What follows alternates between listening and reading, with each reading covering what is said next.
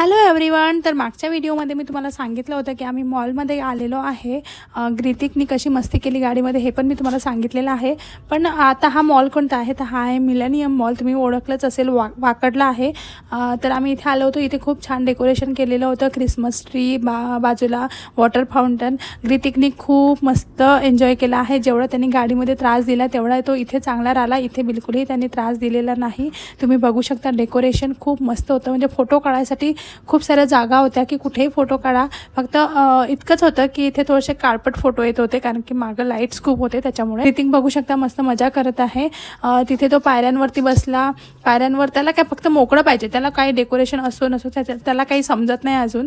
त्याला मोकळं जागा असली की तो मस्त क्रॉलिंग करतो आणि तिथे तो खेळतो ना. हे पार्किंगसाठी गेले होते. मग तोपर्यंत आम्ही इथे केला टाइमपास, खूप टाइमपास केला. फोटोज काढले, व्हिडिओज काढले. मग नंतर याचे आले पप्पा आल्यानंतर आम्ही एंट्री केली आतमध्ये. तर हे बघा आम्ही चाललो आहे आतमध्ये मॉलच्या. मी पहिल्यांदाच आली आहे या मॉलमध्ये. तर आतमध्ये बघा इथे ना छान असे गाणे आणि संता वगैरे आला होता. मस्त इथे फॉरेनर होत्या ह्या लंब्या लंब्या बाया. तर इथे छान मस्त असे गाणे चालू होते. ग्रितिक खूप एन्जॉय केला. बघू शकता तुम्ही ग्रितिकचे फोटोज. इथे क्रिसमस ट्री पण होता. तर म्हटलं चला ग्रितिकचे फोटो काढूयात.